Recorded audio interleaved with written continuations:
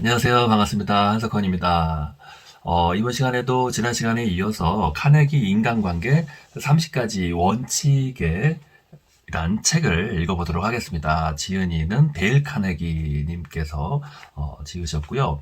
우리가 24시간 중에 1%는 15분입니다.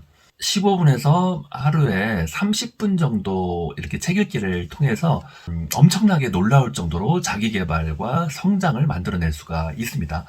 이 네트워크 마케팅 사업은 우리가 그동안 오랫동안 해왔던 자영업이나 일반 영업, 판매, 방판 영업과는 굉장히 크게 다릅니다.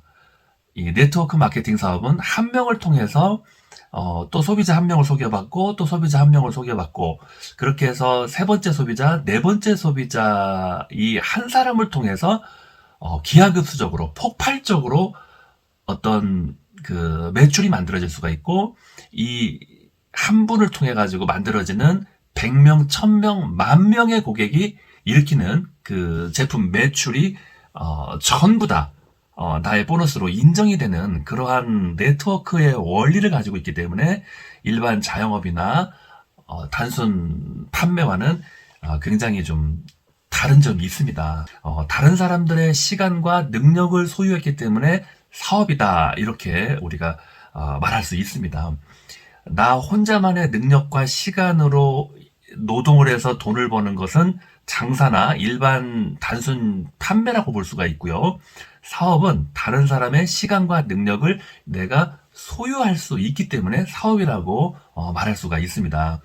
그런 것처럼 이 네트워크 마케팅은 한 명의 소비자로 만들어지는 100명, 1000명, 10,000명의 소비자 모든 네트워크에 일어나는 매출을 어쩌면 무한대로 나의 보너스로 만들 수 있기 때문에 한 달에 그냥 200만 원만 추가적인 수입을 벌기 위해서 시작하셨던 분들인데 멤버십이 복제가 되고 확장이 되다 보니까 한 달에 1,000만 원도 벌게 되고 2,000만 원, 3,000만 원 기하급수적으로 증가하는 그런 보너스를 벌고 싶지 않아도 벌어야만 하는 그러한 원리로 보너스를 가져가게 됩니다.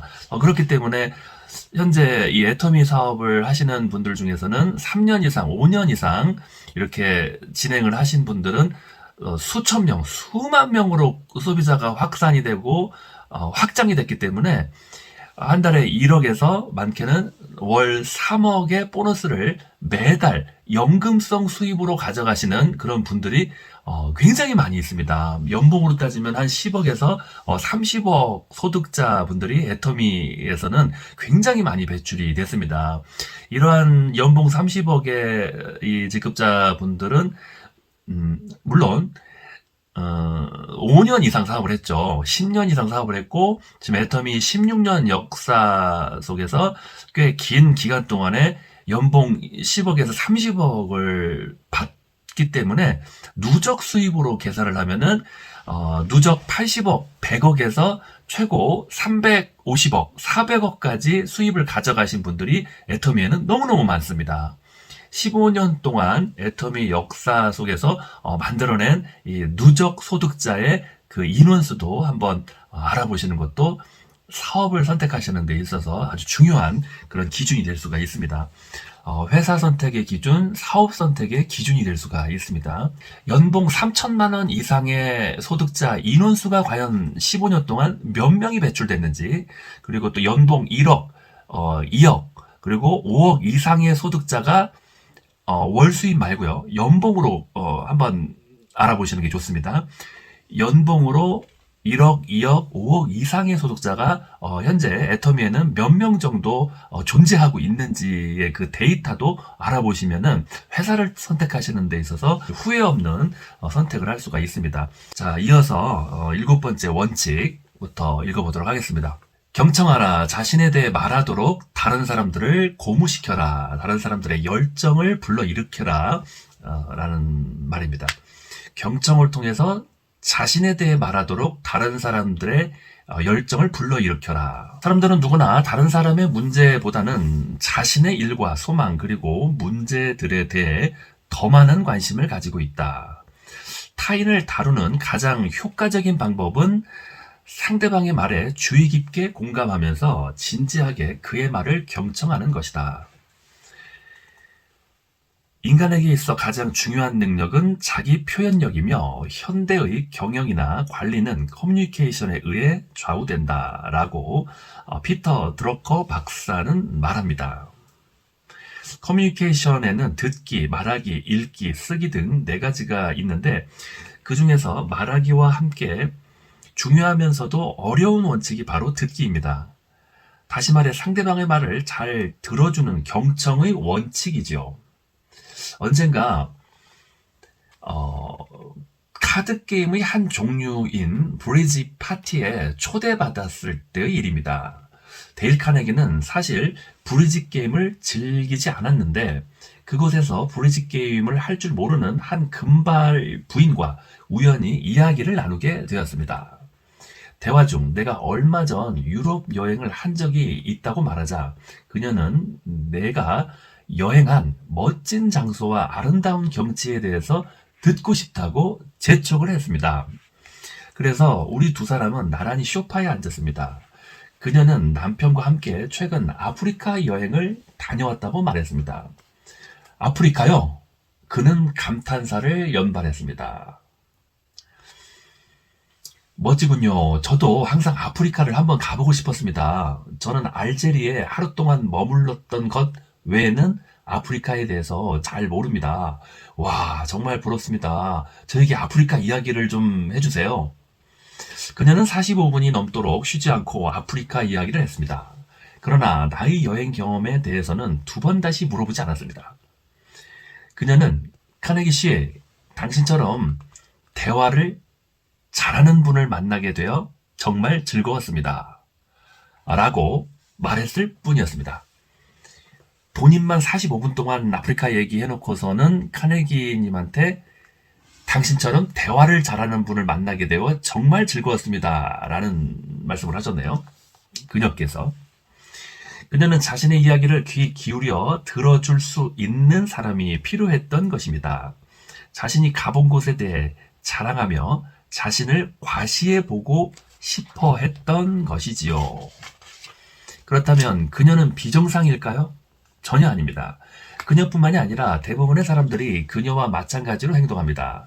잭 우드포드는 사랑의 이방인이라는 책에서 이렇게 쓰고 있습니다. 은근한 찬사에 흔들리지 않는 사람도 자신의 이야기를 열중해서 들어주는 사람에게는 마음을 뺏기게 된다. 비즈니스에 있어 성공적인 상담의 비결은 무엇일까요? 하버드 대학교 총장이었던 엘리어트는 이렇게 말했습니다. 상담에 별다른 비결 따위는 없다. 다만 상대방의 이야기에 주의를 기울여 잘 경청하는 것이 중요하다. 어떠한 찬사도 이보다 효과적인 방법은 없다. 남의 이야기를 듣는 것은 비즈니스뿐만 아니라 가정생활에서도 중요합니다. 뉴욕주에 살고 있는 밀리 에스포시토 부인은 자녀가 이야기를 원할 때 진지하게 들어주는 것을 매우 중요하게 생각했습니다. 어느 날 저녁 에시포시토 부인은 아들 로버트와 함께 부엌에 앉아 있었습니다. 로버트는 자기가 생각하고 있는 것을 그녀와 함께 의논하고 난 뒤 이렇게 말했습니다. 엄마, 난 엄마가 나를 무척 사랑하고 있다는 것을 알고 있어요. 그녀는 온화한 얼굴로 이렇게 말했습니다. 물론 나는 너를 무척 사랑하고 있단다. 넌 그걸 의심했었니? 로버트가 대답했습니다. 아니요, 엄마가 나를 사랑해준다는 것을 알고 있어요. 왜냐하면 내가 엄마와 이야기를 하려면 엄마는 무슨 일을 하다가도 멈추고 내 말을 끝까지 들어주잖아요. 라고 아들이 말했습니다.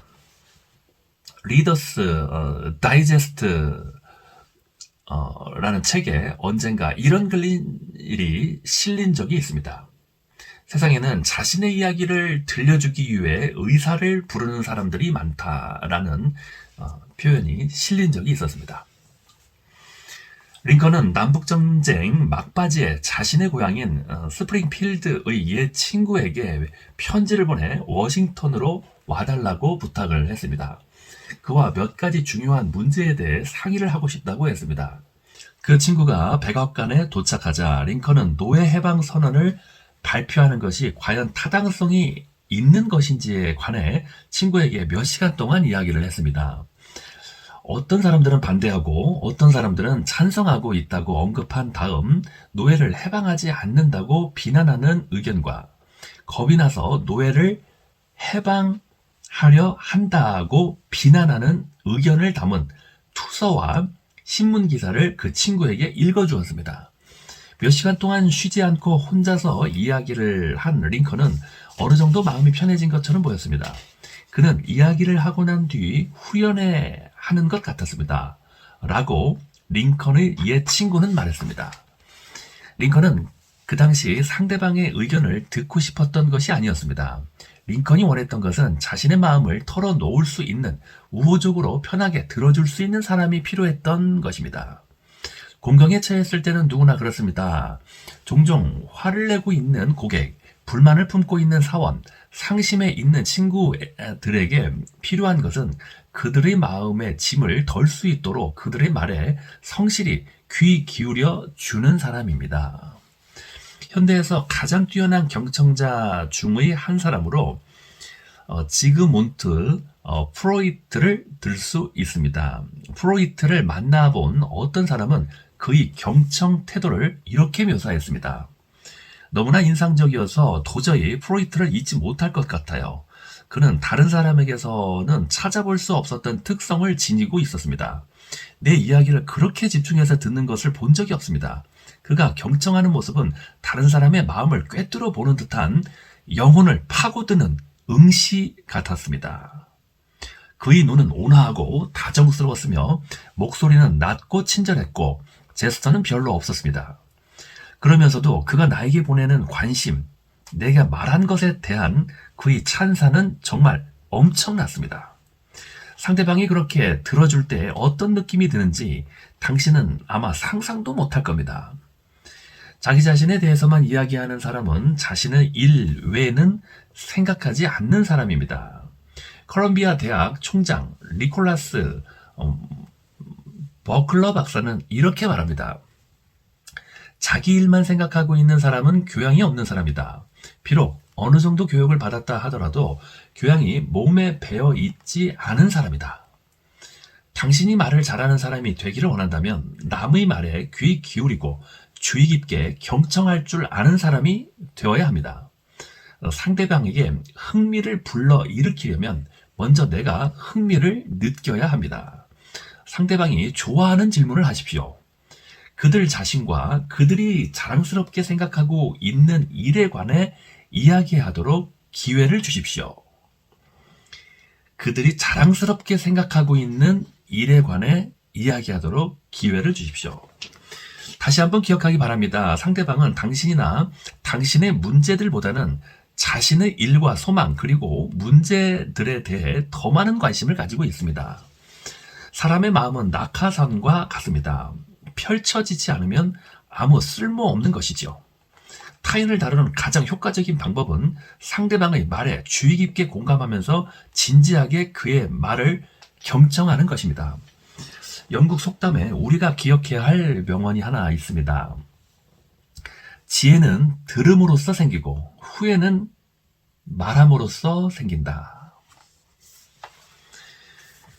요약된 내용을 한번 읽어보겠습니다. 즐거운 대화를 하기 위한 쉬운 방법. 다른 사람의 말에 귀 기울이면 다른 사람에 대해서 알 수 있고 상대방과 우호적인 관계를 맺을 수 있습니다. 하지만 대화 중 조용히 듣고만 있는 것으로는 충분하지 않습니다. 적절한 질문을 할 줄 알아야 합니다. 많은 사람들이 다른 사람에게 좋은 인상을 심어주는데 실패하곤 하는데 그 이유는 귀를 열어 상대방의 말을 경청하기보다는 저 사람 말이 끝나면 나는 무슨 말을 할까? 이것에 관심을 기울이고 있기 때문입니다. 가족이나 직원들의 말에 주의 깊게 공감하면서 잘 경청해 보세요. 경청은 바로 친구를 만들고 경청을 통한 아이디어는 돈을 벌게 해줍니다. 경청에 대한 데일 카네기의 말을 기억하세요. 우리는 경청을 통해 상대방에 대해 알게 되고 사람들은 자기 말을 잘 경청하는 사람에게 우호적으로 대하게 됩니다. 예를 들어서 5명이 1시간 동안 회의를 했다면 가장 바람직한 것은 어쩌면 그 1시간 60분을 5로 나눠서 12분씩 한 사람당 12분 정도 시간을 차지하는 비율만큼 자신의 이야기와 사업에 대한 설명을 균형 있게 하면은 12분 곱하기 5 하면 60분이잖아요. 그러니까 5명이 회의를 할 때는 한 사람당 12분씩 설명과 의견을 얘기하는 것이 가장 균형 있고 바람직하지 않을까 그런 생각도 해보고요. 아니면은 회의나 의논의 시간이 아니라 뭔가 강의를 듣고 설명을 듣고 교육 시간이다. 그럴 때는 한 7, 80% 이상은 그 스폰서님 한 명이 시간을 차지해서 설명과 교육을 해야 되겠죠. 그리고 다른 3명, 4명의 사장님들은 듣고 경청하는 시간이 굉장히 또 한 7, 80% 이상 될 수가 있겠죠. 그래서 목적에 따라서 그 비율을 좀 다르게 할 필요가 있고요.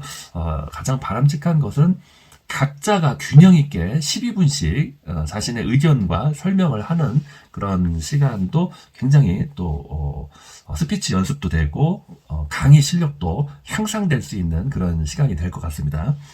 특히 애프터 미팅, 뭐 라인 미팅, 팀 미팅 이럴 때 이렇게 5명, 6명, 7명이 테이블에 이렇게 둥글게 앉아서 회의를 할 때가 있잖아요. 의견을 나눌 때가 있습니다.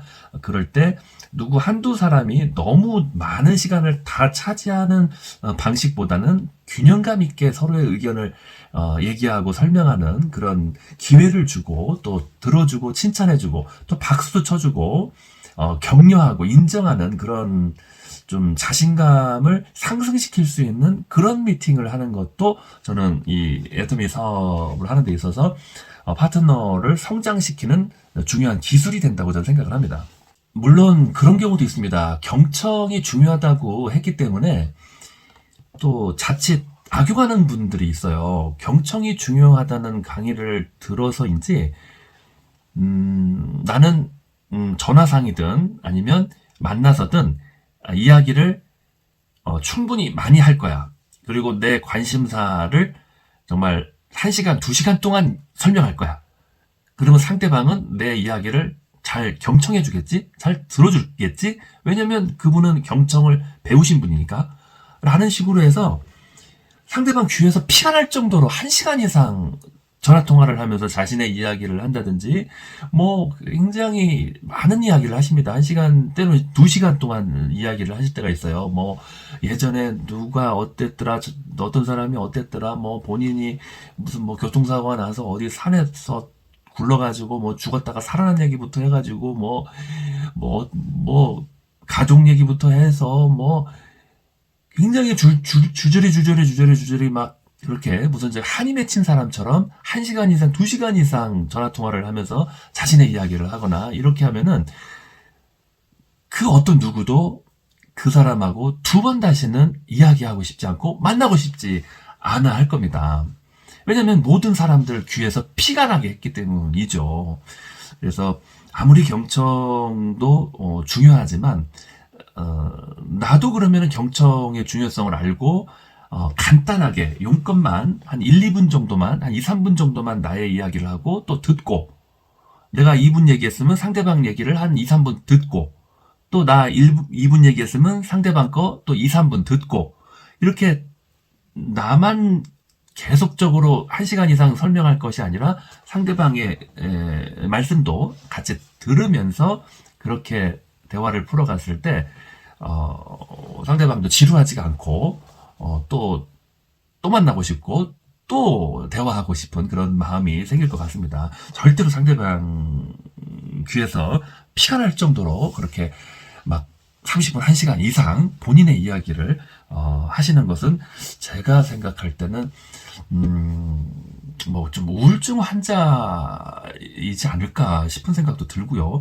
아주 나쁜 습관이 아닐까라는 생각도 듭니다. 심한 경우에는. 그래서 그런 습관을 조금 고치셔서 어떤 대화와 경청을 잘 활용하셨으면 좋겠습니다.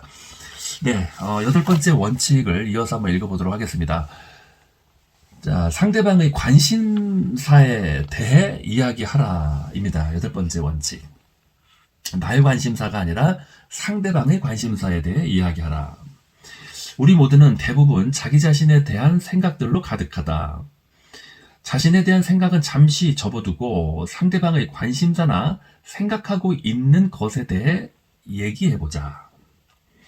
사람을 움직이는 가장 효과적인 방법은 상대방의 관심사를 파악하여 화제로 삼는 것입니다. 많은 사람들은 자신이 좋아하는 일에 대해 흥미를 가지고 이야기하고 싶어 합니다. 세일즈를 할 때도 가장 먼저 생각을 해봐야 할 것은 상대방이 관심을 갖고 있는 부분이 무엇인가 하는 것입니다. 그러면 그들도 우리에게 관심을 기울이게 됩니다. 루즈벨트 대통령을 만나본 사람이라면 누구나 그의 해박하고 다양한 지식에 놀라게 됩니다. 루즈벨트는 상대방이 농부면 농사에 관해서, 기병대원이면 기병대에 관해서, 정치가면 정치에 관해서, 외교관이면 외교에 관한 이야기 등등 그 사람에게 적합한 화제를 선택하여 대화를 재미있게 이끌어냅니다. 그 비결은 무엇일까요? 루즈벨트는 방문객이 오기 전에 미리 사람이 특별히 관심을 갖고 있는 분야에 대해 독서를 합니다. 그는 인간의 마음을 사로잡는 지름길은 그 사람이 가장 흥미를 느끼고 있는 일을 화제로 삼는 것이라는 사실을 잘 알고 있었던 것입니다.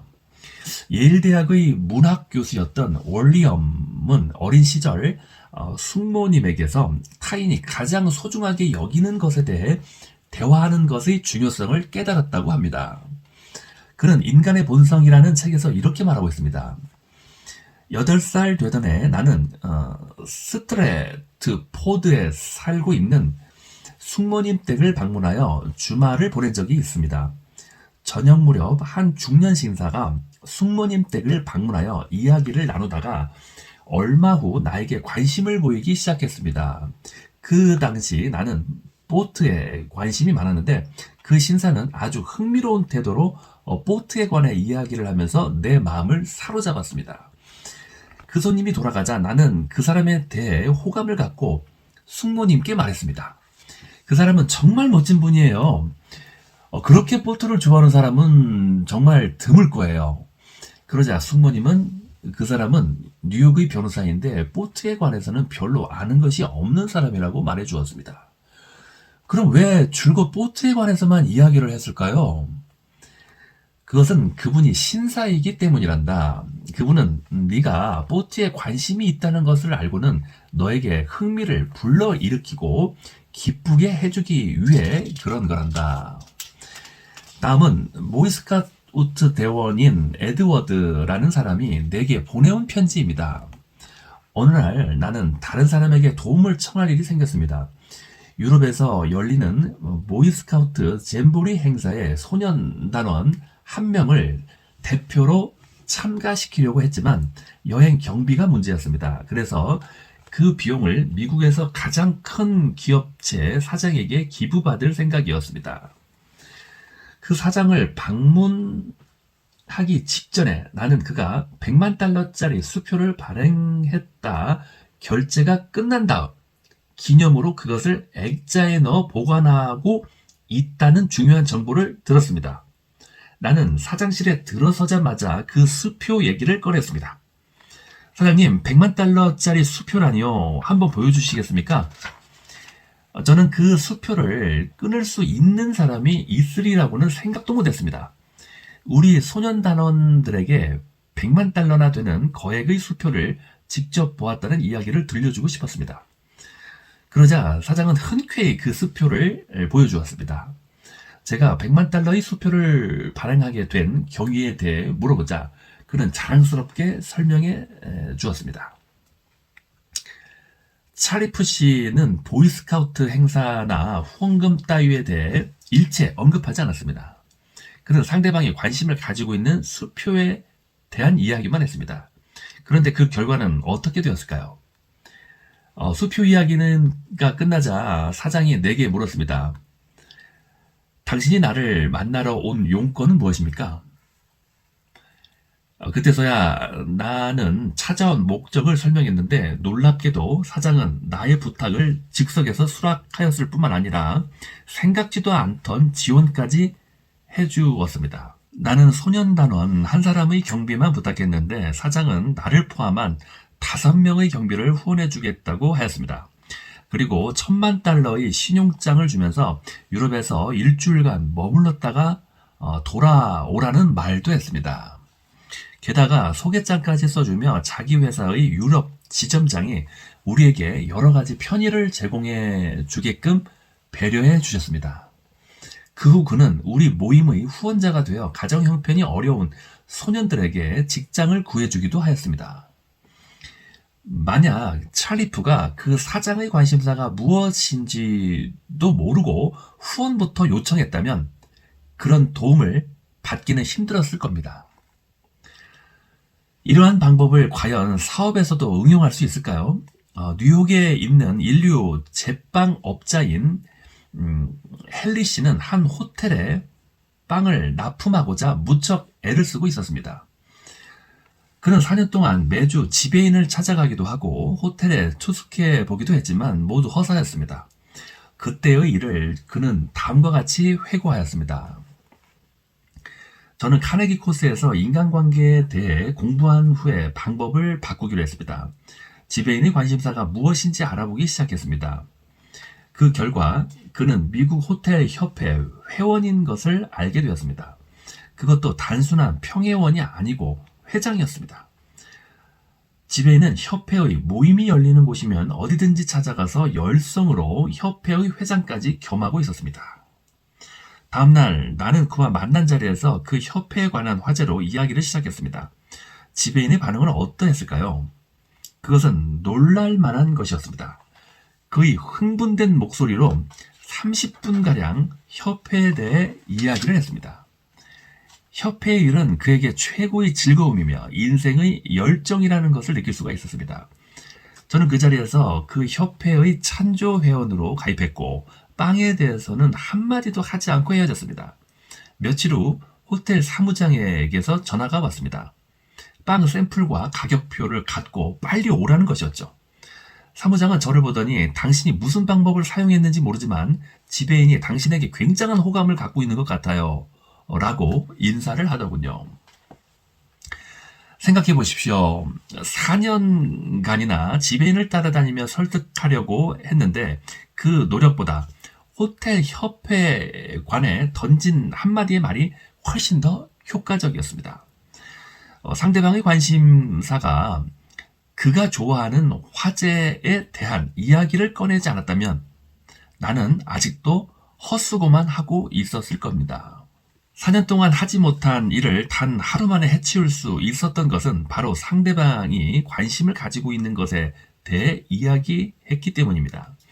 다른 사람의 관심사를 화제로 삼는 것은 쌍방 모두에게 이익을 주는 것입니다. 요약 내용을 읽어보겠습니다. 사람의 흥미를 끄는 법. 흥미로운 사람이 되고 싶나요? 그렇다면 나 자신에 대한 관심의 채널을 잠시 끄고 다른 사람의 관심사에 채널을 맞춰 보세요. 사람은 누구나 자신의 관심사에 대해 이야기하는 것을 좋아합니다. 음악을 좋아하는 사람이 있다면 음악에 대해서, 스포츠를 좋아하는 사람이 있다면 스포츠에 대해서 대화를 나눠보세요. 함께하는 가족들의 관심사가 무엇인지, 팀원들의 관심사가 무엇인지를 알고 대화를 한다면 호감을 줄 수 있습니다. 위대한 리더들은 팀원들과 성실한 관계를 맺는 법을 잘 알고 있습니다. 사람들은 자신이 가장 소중히 여기는 보물에 대해서 이야기하고 싶어 한다는 것이지요. 당신이 자동차 세일을 한다면 고객의 트렁크를 열어보세요. 트렁크 속에 들어있는 물건을 통해 고객의 관심사가 무엇인지 알 수 있답니다. 영업을 하려고 하면 물건을 팔 수 없습니다. 최고의 세일즈맨이 되고 싶나요? 그렇다면 다음의 말을 명심하세요. 고객의 관심사가 무엇인지 알고 좋은 것을 소개해 주려는 마음에서 영업을 하면 잘할 수 있습니다. 행동으로 옮겨보세요. 매월 8일은 사람을 변화시키기 위해 다른 사람이 지닌 보물을 찾는 날입니다. 아름다운 팔도강산을 여행하면서 내가 만나는 사람들의 관심사가 무엇인지 알아보는 시간을 가져보세요. 당신의 상사, 동료 또는 부하 직원의 관심사는 무엇입니까? 만약 아직 잘 모르고 있다면 발견하기 위한 시간을 마련해 보세요. 상대방의 관심사에 대해 이야기하라. 네, 8번째 원칙까지 읽어봤습니다. 9번째 원칙은 상대방으로 하여금 중요하다는 느낌이 들게 하라입니다. 단 성실한 태도로 해야 한다. 이 9번째 원칙은 다음 시간에 읽어보도록 하겠습니다. 본인의 어떤 관심사에 관해서 설명을 할 때 미소를 지으면서 성실한 태도로 잘 경청하고 호응하고 반응하는 것만으로도 그 상대방 관심사를 통해서 아주 훌륭한 대화와 미팅을 만들어가는 방법이라고 생각을 합니다. 그래서 내가 그 상대방이 좋아하는 관심사에 대한 정보가 없다고 해서 너무나 이렇게 위축되거나 불편하게 생각하지 마시고 또 잘 경청하면서 또 새로운 분야에 대해서 나는 또 몇 가지 정보를 배울 수가 있고 지식을 또 더 늘릴 수 있는 기회이거든요. 그렇기 때문에 두려워하기보다는 정보와 지식을 더 늘리고 배울 수 있는 학습의 시간이라는 그런 유익한 시간이라는 생각으로 그 대화를 이어나가셨으면 좋겠습니다. 두려워하거나 위축될 필요가 없습니다. 네, 감사합니다.